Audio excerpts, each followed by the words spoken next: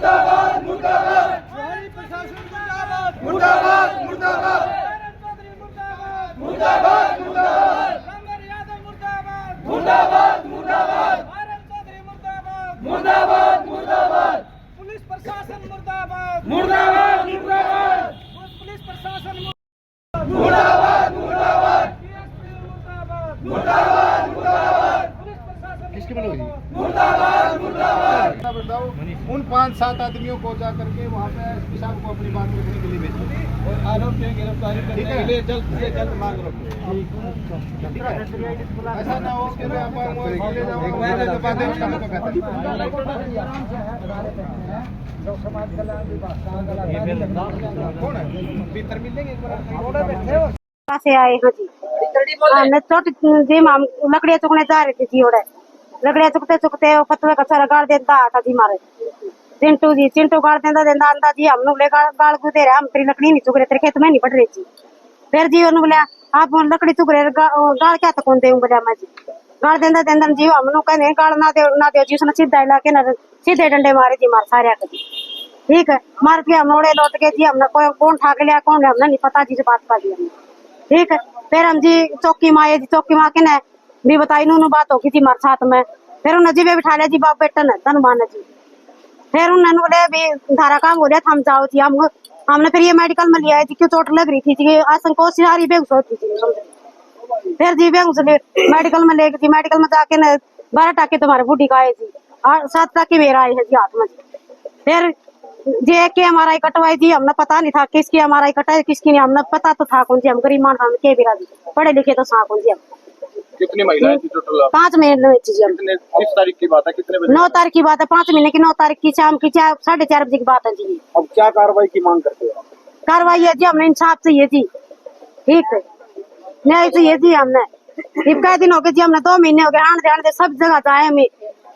SI का जाए जी DSP का सारे लगा दीजिए हमने कोई सुनाई नहीं करता जी हमारी ठीक है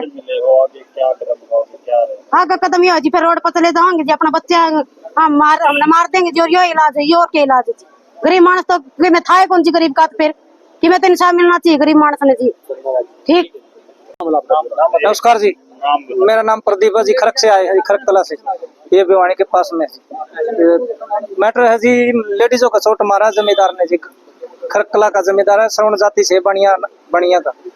नाम है जी फतवा उसका लड़का चिंटू है जी इन 5 लेडीजों को चोट मारा है जी चोट मारने के बाद में ना तो इनको कोई मान लो मेडिकल कराया ना घर को कोई खबर करी वो कह रहा है मेरी लकड़ी काटी ये लकड़ी उसके खेत में भी नहीं थी ये तो साइड के रास्ते से जा रही थी चुगती लकड़ियाँ जिसके तूफान में टूटी हुई लकड़ियाँ थी जी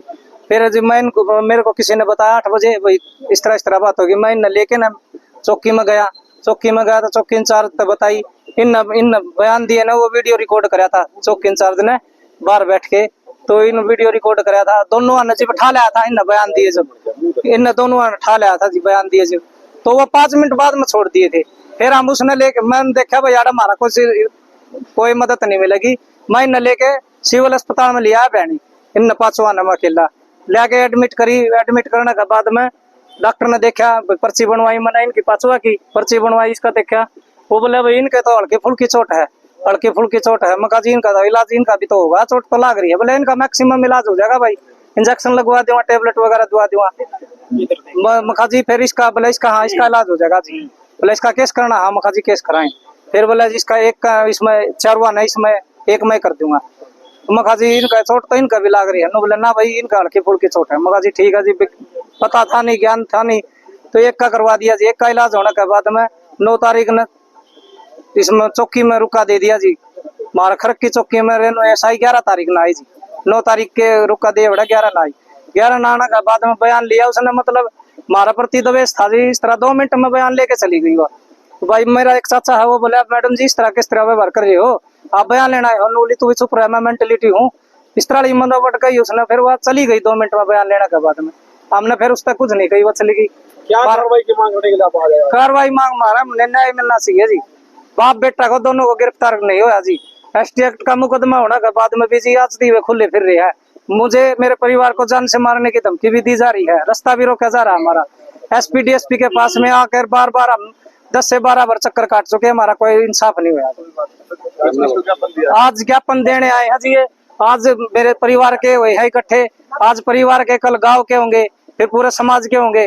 और यहाँ चलता चलता हम और भी जगह इकट्ठे होंगे। नाम क्या है आपका और किन किन के साथ मारपीट की? मेरी मम्मी के साथ मारपीट आई हुई है जी।